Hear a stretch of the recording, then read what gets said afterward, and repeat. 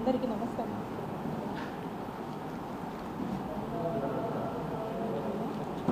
ఇది ఒక్కొక్క సెట్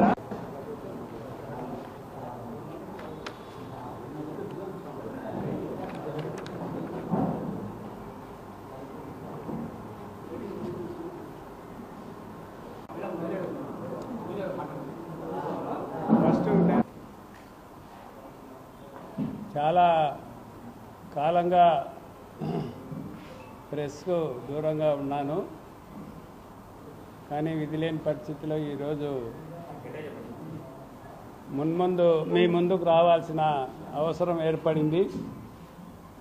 మాకు పత్రికలన్నా ఛానళ్ళన్నా మంచి గౌరవంగా చూస్తాం, గౌరవాన్ని ఇస్తాం. వాళ్ళ దగ్గర నుంచి కూడా మేము మంచిగా స్వీకరిస్తాం.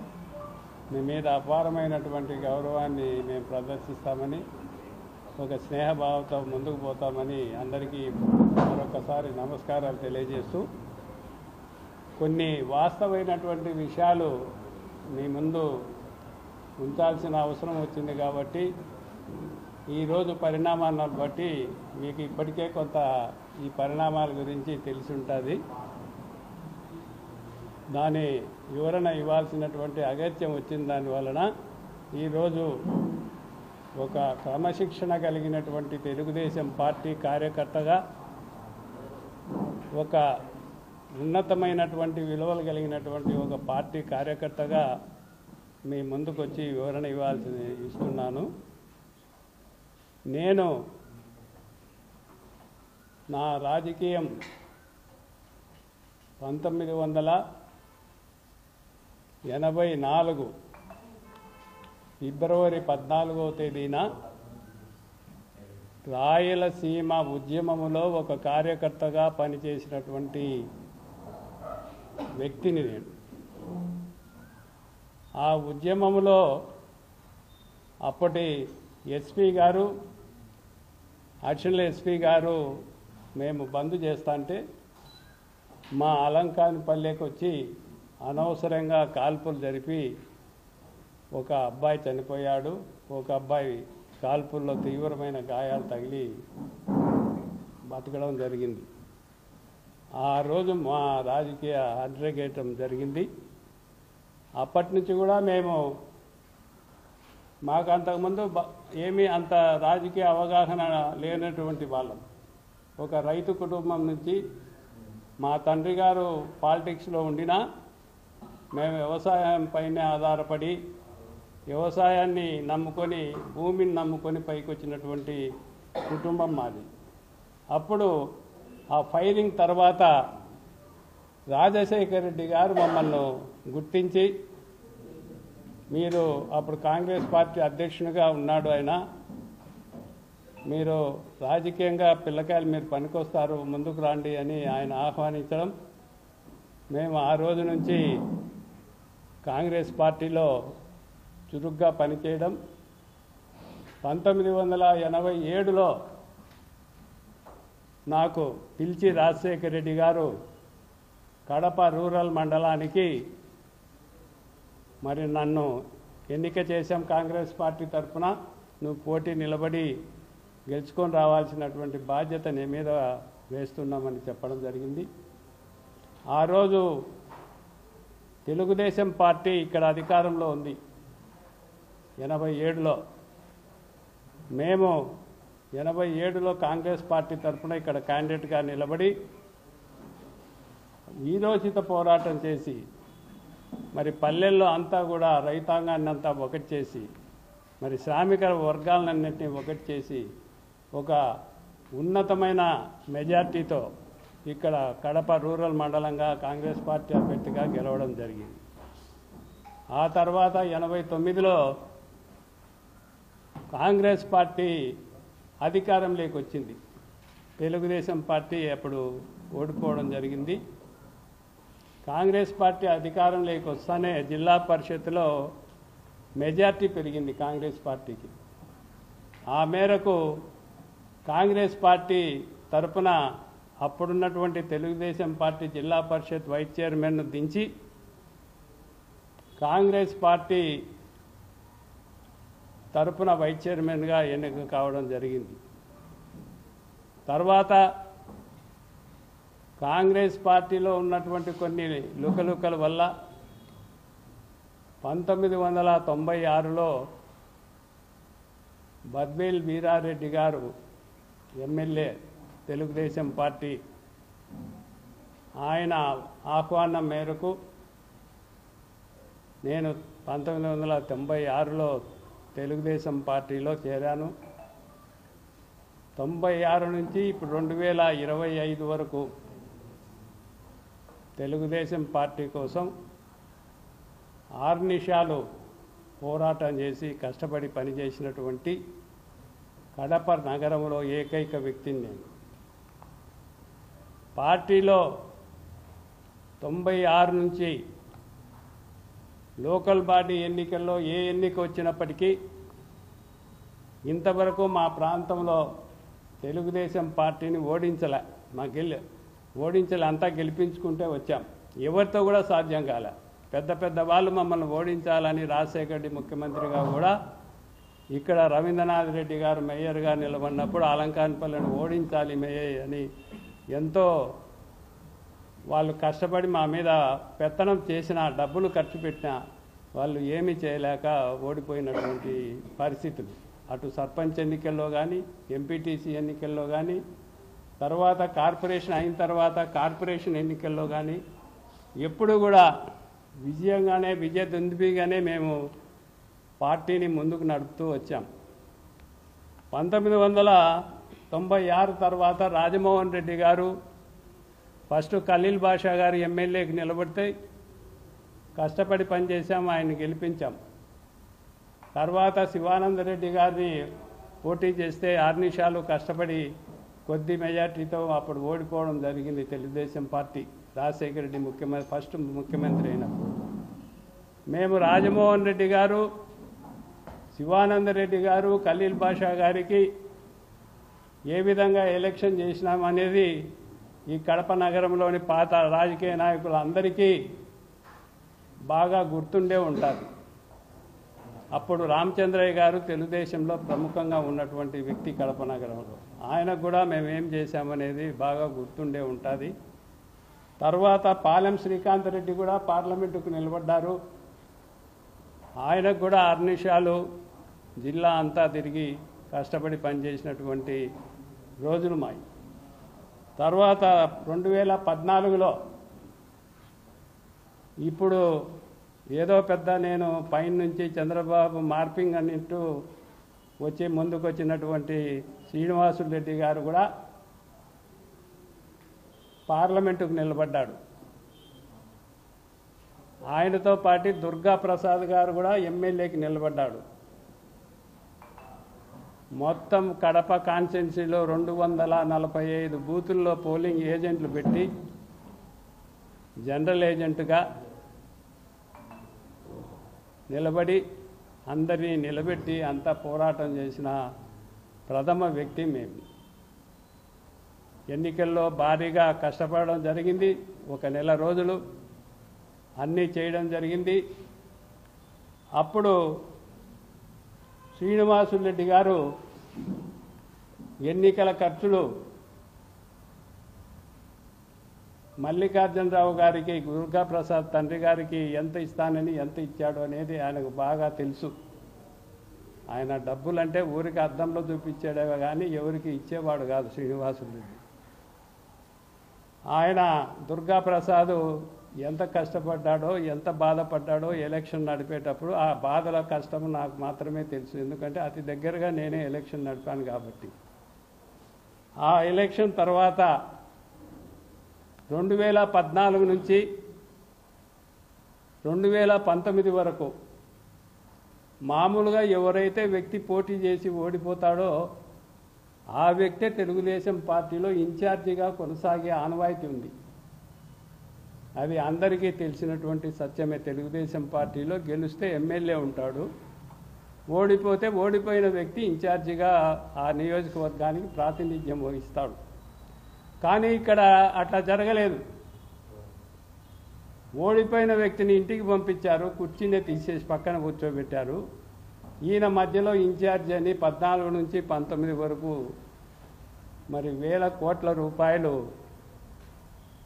డబ్బులు ప్రభుత్వం నుంచి తెచ్చి చిందరబందర చేసి వైసీపీ వాళ్ళను 10-12 మందిని ఇన్ఛార్జీలను కార్పొరేటర్లను తెలుగుదేశంలో చేర్చుకొని 19 ఎన్నికలు వచ్చే నాటికి అతనికి ఎమ్మెల్యేకి టికెట్ రాలేదని అమీర్ బాబుకు ముస్లింకి ఇవ్వాలి టికెట్ అనేటటువంటి పార్టీ నిర్ణయానికి పెద్దలు చంద్రబాబు నాయుడు గారు కట్టుబడి ఆయన ముస్లింకు మైనార్టీకి ఇవ్వాలి, కడపలో మైనార్టీల సంఖ్య ఎక్కువగా ఉంది అని మైనార్టీలకు ఇచ్చిన తర్వాత ఒక్క రోజైనా నువ్వు 2019 అసెంబ్లీ ఎన్నికల్లో పార్లమెంట్ ఎన్నికల్లో కడప నియోజకవర్గంలో అమీర్ బాబు వెనకమ్మడి ఒక్క రోజైనా నువ్వు ఎన్నికల్లో తిరిగావా? ఒక్క తూరి గుండె మీద చేసుకొని చెప్పు. ఒక్క రోజు కూడా అమీర్ బాబు గారి క్యాన్వాస్ కానీ తిరగడం కానీ ఆయన చేర్చుకున్నటువంటి 12 మంది కార్పొరేటర్లు ఇన్ఛార్జీలు నిమిషాల్లో వైసీపీకి పోయి వాళ్ళు వైసీపీకి పొమ్మని సలహా ఇచ్చి మళ్ళా వైసీపీలో వాళ్ళు ప్రాతినిధ్యం వహించి వైసీపీ ద్వారా వాళ్లకు సహాయం పొందే విధంగా చేసినటువంటి వ్యక్తి శ్రీనివాసురెడ్డి. అమీర్ బాబు గారు లబో దిబోమని డబ్బులకు ఇబ్బంది పడి ఎన్నో రకాలుగా ఆయన కష్టపడి ఎన్నికలకు పోటీలో కష్టపడి అందరం పనిచేశాం. అది కూడా మేము సాధించలేకపోయాం. అప్పుడు కూడా 19లో కూడా మనం తెలుగుదేశం పార్టీ ఇక్కడ ఓటమి పాలైంది. తర్వాత 19 నుంచి తెలుగుదేశం పార్టీని పునాదులు నిలబెట్టింది 2014లో కార్పొరేషన్ ఎన్నికల్లో ఆ రోజు కాంగ్రెస్ ప్రభుత్వం వైసీపీ అంటే కడపలో మరి జల ప్రజలు పరిగెత్తన్నారు వైసీపీ ప్రభుత్వానికి, వైసీపీ పార్టీకి, ప్రజలకి, కడప పట్టణంలో ఉన్న ప్రజలు. అప్పుడు వాళ్ళందరికీ అడ్డుకట్ట వేసి మేము అధికారంలో లేకపోయినా తెలుగుదేశం పార్టీ తరఫున అన్ని డివిజన్లలో పోటీ పెట్టి 8 మంది కార్పొరేటర్లను మేము కడప నగరంలో గెలిపించుకోవడం జరిగింది. ఆ 8 మంది కార్పొరేటర్లో మా కోడలు ఉమాదేవి కూడా 2014లోనే ఆమె కార్పొరేటర్. తర్వాత 2019లో జరిగినటువంటి 19-20లో జరిగినటువంటి కార్పొరేషన్ ఎన్నికల్లో మరి వైసీపీ అధికారంలోకి వచ్చింది. అధికారంలోకి వచ్చిన తర్వాత 50 డివిజన్లలో 36 డివిజన్లు ఏకగ్రీవం అయ్యాయి వైసీపీకి. కేవలం 14 డివిజన్లోనే పోటీ. అందులోనూ 6-7 డివిజన్లు నామకా వాస్తే పోటీ, ఫ్రెండ్లీ పోటీ పెట్టుకొని వాళ్ళు ఆ 5-6 డివిజన్లు లొంగిపోయారు. కేవలం 4-5 డివిజన్లలో గట్టి పోటీ జరిగింది. దాంట్లో గెలుపొందడం మేము ఒక్కరమే గెలుపొందగలిగాం. దానికి ఎంతో శ్రమ, ఎంతో ఆర్థిక సమస్యలు అన్నీ పోరాడి మేము తెలుగుదేశం పార్టీని ఈ కడప పట్టణంలో నడిబొడ్డులో నిలబెట్టాలి అనేటటువంటి ఒక ధ్యేయంతో 2014 లోకల్ బాడీ ఎన్నికల్లో, తర్వాత 2019 ఎన్నికల్లో లోకల్ బాడీలో, 2004 లోకల్ బాడీ ఎన్నికల్లో కూడా 8 మంది కార్పొరేటర్లను గెలిపించడం జరిగింది. ఆ రోజు కూడా మేము మా అలంకాన్పల్లె కార్పొరేటరు వైసీపీ భారీ ఓటమిని చవిచూసినటువంటి పరిస్థితి ఆ రోజు రాజశేఖర ముఖ్యమంత్రిగా ఉన్నప్పటికీ, మళ్ళా జగన్మోహన్ రెడ్డి గారు ముఖ్యమంత్రిగా ఉన్నా కూడా మేము భారీ మెజార్టీతోనే గెలిచాం. మరి ఆ రోజు కడప పట్టణంలో శ్రీనివాసురెడ్డి గారు జిల్లా అధ్యక్షులు, పోలిట్ బ్యూరో నెంబరు. ఒక్క రోజైనా నువ్వు డివిజన్లో నువ్వు క్యాన్వాస్ చేసావా? క్యాన్వాస్ చేసావా? ఓటు వేయమని అడిగావా? ఆ పరిస్థితుల్లో కూడా మా వాడు మా కోడలు కార్పొరేటర్ గారి భర్త మా మోహన్ రెడ్డి పెద్ద అబ్బాయి శ్రీనివాసురెడ్డి గారికి ఫోన్ చేసి, అయ్యా సుధాకర్ యాదవ్ గారి కావాల్సిన మనిషి ఒక ఆయన సిఐని మాకు డ్యూటీ వేశారు, ఒక్క మాట మీరు డిపార్ట్మెంట్కి ఏం చెప్పాల్సిన పనిలా సుధాకర్ యాదవ్ గారికి మీరు ఫోన్ చేస్తే నేను పోయి కలిసి ఆయనతో రిక్వెస్ట్ చేయించుకుంటాను, కొంచెం న్యాయం చేయమని. న్యాయంగా ఎలక్షన్ జరిగితే మేము గెలుస్తామంటే అందరూ చేతులు ఎత్తేసినారు. నువ్వు గెలిచి ఏం చేస్తావు, ఎత్తేది చేయి తొందరగా ఎత్తేసి ఇది కూడా వదిలేస్తామని చెప్పినటువంటి దాఖలాలు ఆ శ్రీనివాసురెడ్డి. అటువంటి శ్రీనివాసురెడ్డి ఈరోజు ఏంటో బొమ్మలు పెట్టి ఇటు బొమ్మలు అటు బొమ్మలు పెట్టి ఆయనకు ట్రిక్కులు బాగా తెలుసు మొదటి నుంచి కూడా. ఎట్లా రావాలా, ఎట్లా ట్రిక్కులు వేయాలా, ఎవరిని ఏం మోసం చేయాలనేది కాంట్రాక్టు పనులు చేసుకున్నటువంటి వాడు కాబట్టి ఆ కాంట్రాక్టు టెండర్లలో మార్పింగ్ చేసే టెండర్ సిస్టంలో ఆ మార్పులు చేసి అంకెలు మార్చే గుణం ఆయన అలవాటు పడ్డాడు కాబట్టి రాజకీయాల్లో కూడా అటు అంకెలు మారుస్తూ అంటాడు. ఆ మార్పింగ్లో ఏదో ఆయన ఇది చేయాలని ఇట్లా మార్పింగులు చేసుకుంటా ఆయన రాజకీయం నడుపుతా ఉన్నాడు. లోకేష్ గారి పాదయాత్రలో ఆయన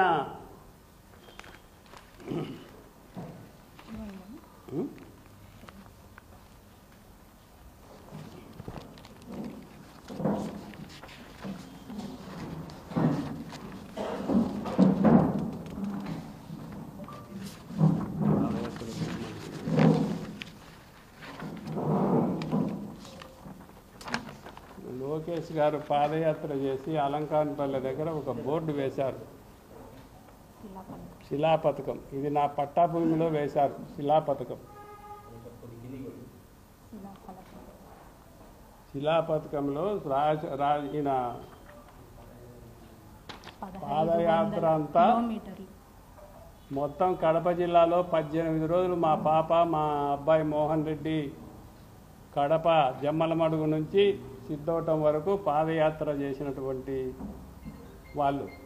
కడప నగరంలో భారీ ఎత్తున జన సమీకరణ చేసి పాదయాత్ర చేసినటువంటి ఘనత మా కుటుంబానికే దక్కింది. ఎవరు అట్లా చేసినటువంటి దాఖలాలు లేవు. బాగా భారీ జనాన్ని వేసుకొని మేము అలంకాన్పల్లె సర్కిల్ నుంచి సిద్ధవటం బండికణం వరకు పాదయాత్రలో జనాన్ని ఎంత సమీకరించుకొని ఆయన వెంట నడిచి ఆయనకు వీడ్కోలు చెప్పినటువంటి ఘనత మాకు దక్కింది. అటువంటి మమ్మల్ని ఏదో మా యొక్క ఆదరణను చూసి, ప్రజల్లో మాకుండేటటువంటి ఆదరణ చూసి, మాకుండేటటువంటి మంచితనాన్ని చూసి భవిష్యత్తులో మాకు ఇది సమస్యగా మారుతుంది, రేపు జరగబోయేటటువంటి లోకల్ బాడీ ఎన్నికల్లో వీళ్ళు పార్టీలో ఉంటే మా కొడుకును మేయర్ చేసుకోవడానికి సమస్యలు ఎదురవుతాయి కాబట్టి వీళ్ళని ఏదో ఒక విధంగా మసిబూసి బయటికి నెట్టేస్తే మేము మేయర్గా మా కొడుకును నిలబెట్టుకోవడానికి నాకు ఇబ్బందులు ఉండవు అనేటటువంటి ఏకైక కారణంతో అనేక రకాలుగా ఒక చుంటలను పెట్టుకొని వెనకమ్మడి చోటా చుంటలను అందరినీ పెట్టుకొని చుంటల వ్యవహారం చేస్తున్నాడు. ఆ చుంటల వ్యవహారం వల్ల ఏమాత్రం అది ఉపయోగం లేదు.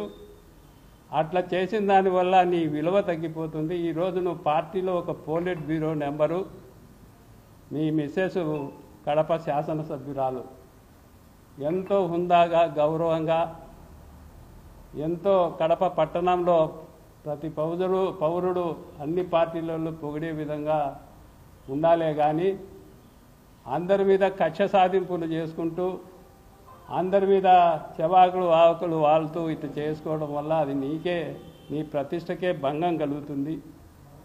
ఏదో ఈ మధ్య పొద్దున ఒక మ్యాపింగ్ పెట్టాడు. అలంకాన్పల్లిలో ఆయన కూతురు కాన్వాస్ చేసింది.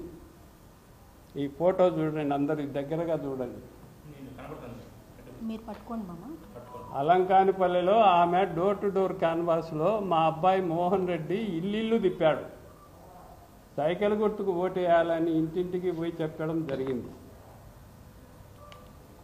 ఆయన కన్ను కనపరాకుంటే ఒక తూరి మీ ద్వారా ఆయన కన్ను ఒక తూరి తెరిపించే దానికోసం ఈ ఫోటోలు చూపించడం జరుగుతూ ఉంది. దీన్ని మరి శ్రీనివాసులరెడ్డి గమనించాలా.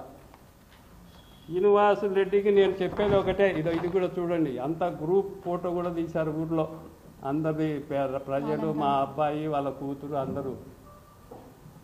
ఇదేం మార్పింగ్ కాదు, ఆయన ఊర్లోకి వచ్చి విచారించుకోవచ్చు, ఆయన కూర్చు వాళ్ళ కూతుర్ని కూడా అడిగి తెలుసుకోవచ్చు. పంపించింది ఆయనే కాబట్టి అన్ని విషయాలు ఆయనకు బాగా తెలుసు. ఆ తర్వాత ఇప్పుడు కడపలో జరిగేటటువంటి వార్త ఏమంటే, తెలుగుదేశం అధ్యక్షుడు వైసీపీ అధ్యక్షుడు సేమ్ టు సేమ్ అని ప్రజల్లో ఒక నాడి ఉంది. ప్రజలు ఈరోజు వైసీపీ అధ్యక్షుడు తర్వాత తెలుగుదేశం అధ్యక్షుడు సేమ్ టు సేమ్, ఇద్దరు ఒకటే, ఇద్దరు ఏం చెప్తే జరుగుతుంది అనేటటువంటి టాకు ఈరోజు ఇద్దరు మాట్లాడుకొని రాత్రి మాట్లాడుకొని పొద్దున్నే అమలు చేసేటటువంటి సిస్టంలో ఉన్నారు అని ఈరోజు రాజకీయం తెలిసినటువంటి ప్రతి వ్యక్తికి తెలుసు. ఈ ఫోటో చూడండి. తర్వాత సొంతం ఒక తండ్రికి పుట్టినటువంటి అన్న, సొంతం అన్న శ్రీనివాసులరెడ్డి గారి ఒక తల్లికి పుట్టినటువంటి అన్న రమేష్ రెడ్డి గారు, ఎక్స్ఎమ్మెల్యే గారు, వాళ్ళు చూడండి, ఈయన రాష్ట్ర పార్టీ అధికార ప్రతినిధి, వైఎస్ పార్టీ రాష్ట్ర అధికార పార్టీ ప్రతినిధి రమేష్ రెడ్డి గారు ఇదే కడప ప్రెస్ క్లబ్కు వచ్చి ఈ సంవత్సరం రోజుల్లో ఎన్ని ప్రెస్ మీట్లు పెట్టారు, ఆ ప్రెస్ మీట్లకు ఏమైనా నువ్వు ఒక్క సమాధానమైనా ఒక పోలిట్ బ్యూరో మెంబర్గా, జిల్లా అధ్యక్షుడిగా నువ్వు సమాధానం చెప్పావా? నీకు సమాధానం చెప్పే సత్తా నీ దగ్గర లేదా? వైఎస్ పార్టీని ఎదుర్కొంటే సత్తా నీకు లేదా? ఇది చూడండి, రాయచోటి నియోజకవర్గంలో వైసీపీ కార్యకర్తలకంతా పని చేసి పెడుతున్నటువంటి ఏకైక వ్యక్తి శ్రీనివాసులరెడ్డి కడపలో. వాళ్ళకి ఏదైనా కడపలో వైసీపీ వాళ్లకు పని ఉందంటే శ్రీనివాసులరెడ్డి గారు చేసి పెడుతున్నారు. ఇది ఆయన యొక్క నైజం. ఇది వైసీపీ టీడీపీ మల్లుగుల్లాల పార్టీ మీద అయిపోయింది ఈ కడపలో.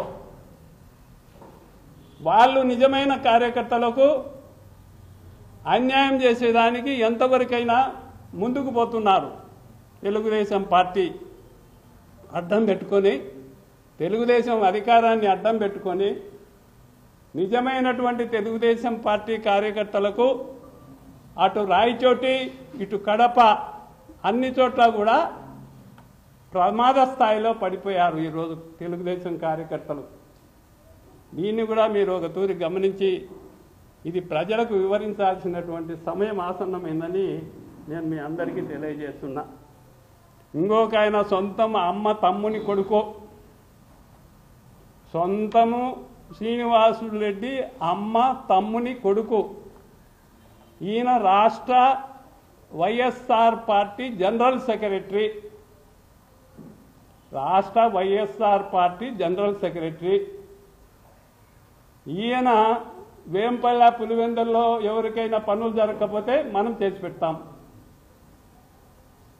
ఇది ఇలా విధానం. ఈ విధానంలో సతీష్ రెడ్డి ఇప్పటికీ కడపలో మా లోకేష్ గారిని, మా చంద్రబాబు నాయుడిని 10 తూర్లు విమర్శించడం జరిగింది ఓపెన్గా ఇక్కడ ఇదే ప్రెస్ క్లబ్లో. మరి ఏ రోజైనా నువ్వు ఒక్క నిమిషం ఒక వ్యతిరేకంగా ఒక స్టేట్మెంట్ ఇవ్వగలిగావా? ఒక స్టేట్మెంట్ ఇచ్చావా? పార్టీని ఏ దశకు తీసుకుపోతున్నావు నువ్వు? ఒక పోలిట్ బ్యూరో మెంబర్గా, ఒక జిల్లా అధ్యక్షునిగా, ఒక శాసనసభ్యురాలి భర్తగా నువ్వు ఏం చేస్తున్నావో శ్రీనివాసులరెడ్డి ఒక తూరి అర్థం చేసుకోవాలని నేను విన్నవిస్తానా. మరి అలాగే ఈరోజు కడపలో ముఖ్య నేత రాజశేఖర్ రెడ్డి మేనమామ, రాజశేఖర్ రెడ్డి బావమర్ది, జగన్మోహన్ రెడ్డి మేనమామ.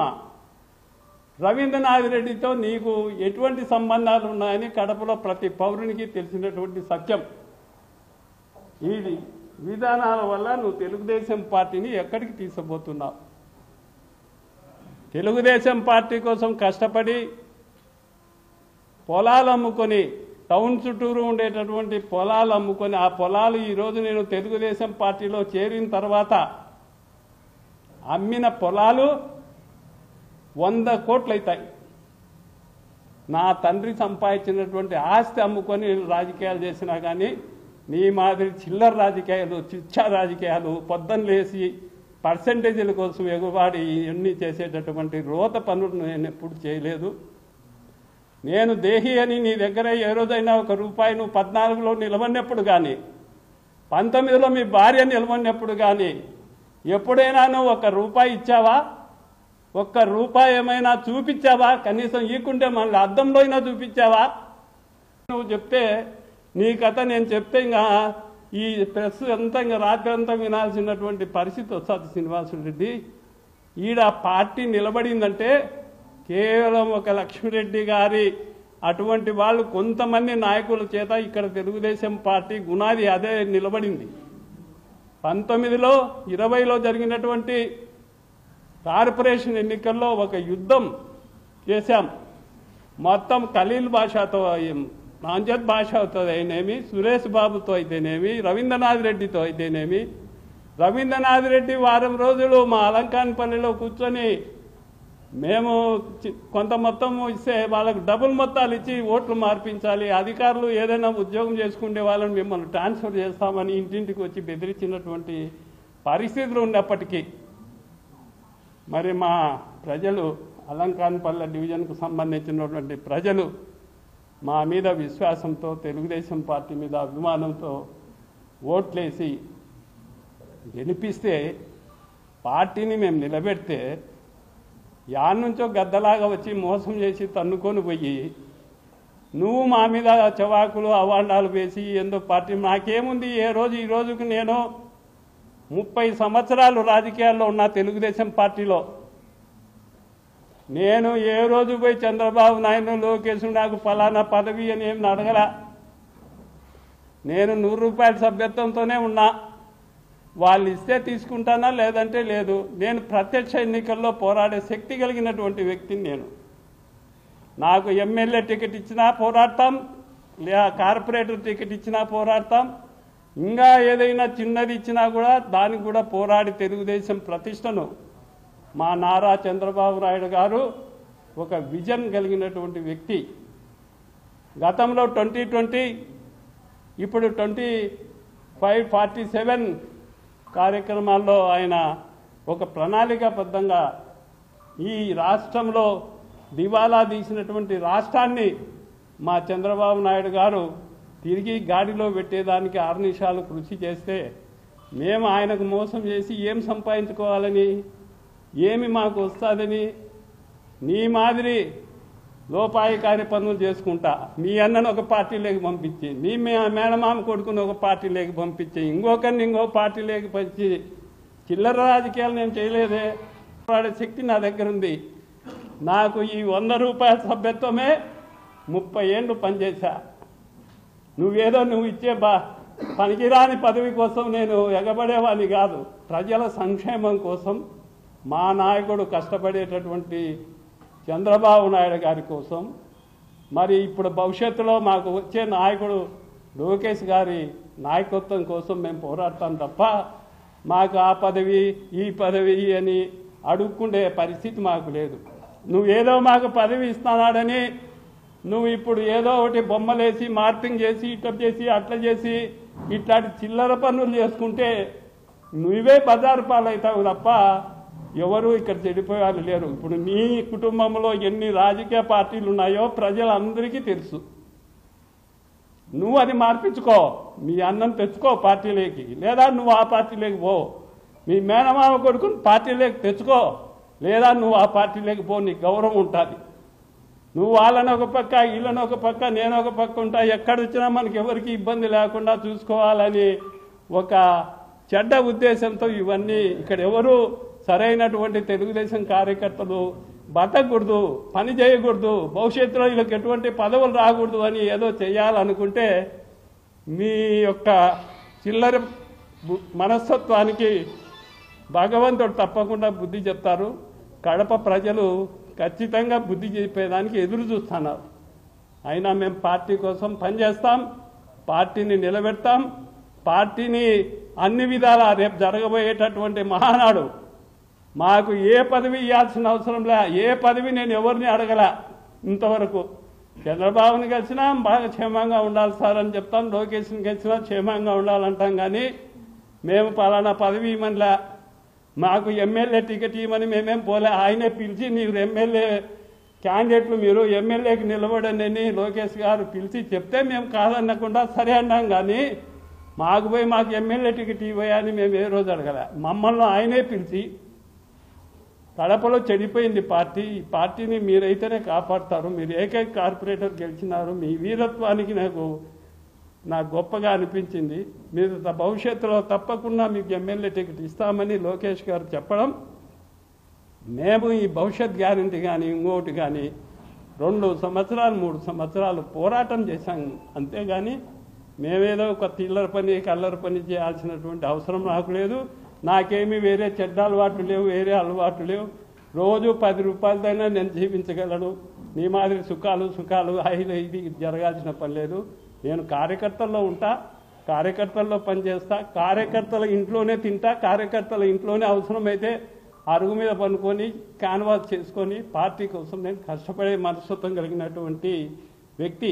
మా తండ్రి గారు కూడా 2 తూర్లు ఎమ్మెల్యే. మీ నాయన రాజకీయాల్లోకి రాక నుంచి మా నాయన రాజకీయాల్లో ఉన్నాడు. నువ్వు అడ్డదోరణ సంపాదించావు, మా ఆస్తులు అమ్ముకొని మేము రాజకీయాలు చేస్తాం. నువ్వు అడ్డదారిన డబ్బు సంపాదించి రాజకీయాలు చేసి ముందుకు ఏదేదో జమ్మిక్కి చేయాలంటే ప్రజలు నీకు తగిన శాస్తి చెప్పే రోజులు దగ్గరలోనే ఉన్నాయి. దాన్ని దృష్టిలో పెట్టుకొని అడుగు వేసుకోవాల్సిందిగా నేను విజ్ఞప్తి చేస్తూ, ఇంకా చెప్తా పోతే చాలా ఉన్నాయి. అవన్నీ పక్కన పెట్టి రేపు జరగబోయే మహానాడుకు అందరూ కలిసికట్టుగా పనిచేసి ఈ మహానాడుకు 40 సంవత్సరాల తర్వాత కడపకు వచ్చింది. దాన్ని బ్రహ్మాండంగా మనము చేసుకొని ఆ కడప నగరానికి మంచి పేరు తీసుకొచ్చి భవిష్యత్తులో దీన్ని ఇంకా ఎక్కువ పునాదులు వేసుకొని ముందుకు పోదామని నేను సలహా ఇస్తూ, కొంచెం జాగ్రత్తగా కార్యకర్తలను ఆదరించే విధానం పెట్టుకో. అదిలించే విధానం కాదు కావాల్సింది, కార్యకర్తలకు ఆదరించే విధానాన్ని దగ్గర పెట్టుకొని వాళ్ళందరినీ కార్యకర్తలందరినీ ఒక గూడు కిందికి పెట్టుకుంటే భవిష్యత్తులో మనకి ఈ పార్టీ మనుగడిస్తుంది. గతంలో చాలా తూర్లు గెలిచాం టీడీపీ తరఫున. 83లో రామ్మోహన్ రెడ్డి గారు గెలిచారు, 87లో రామచంద్రయ్య గారు గెలిచారు, 85లో, 89లోనే మనం ఓడిపోయాం. మళ్ళా 94లో ఖలీల్ బాషా గారు గెలిచారు, 99లో గెలిచాం. తర్వాత పార్టీ రోజు రోజుకు కనుమరుగైంది. కాబట్టి ఈరోజు ఆ భగవంతుడు మళ్ళా తెలుగుదేశం మీద కనికరించి, అదేదో నా గొప్ప అనుకోగాకు, ప్రతి కార్యకర్త కష్టం ఉంది వెనకల. ఆ కార్యకర్తల ఉరుసుల వల్ల నువ్వు పతనం అయిపోతావు. వాళ్ళందరి సంక్షేమం చేయాల్సినటువంటి అవసరం నీకుంది. ఈరోజు 8 మంది కార్పొరేటర్లను చేర్చుకున్నావు. 8 మంది కార్పొరేటర్లు నీకు తెలుగుదేశానికి వాళ్ళు మొదటి నుంచి వ్యతిరేకం చేసినటువంటి వ్యక్తులు. నీ ఎలక్షన్లో కూడా ఏజెంట్లు పెట్టి నీకు వ్యతిరేకంగా చేసినటువంటి కార్పొరేటర్లను నువ్వు భుజాన్ని ఎక్కించుకుంటున్నావు. దీన్ని ఒక తూరి అర్థం చేసుకో, ఏం చేస్తానా నేను అనేది. 2018లో బీటెక్ రవి ఎమ్మెల్సీకి నిలవన్నప్పుడు కడప నగరంలో 8 మంది 9 మంది కార్పొరేటర్లను నువ్వు తీసుకొచ్చావు. మరి వాళ్ళు మళ్ళా 19లో జరిగినటువంటి ఎన్నికల్లో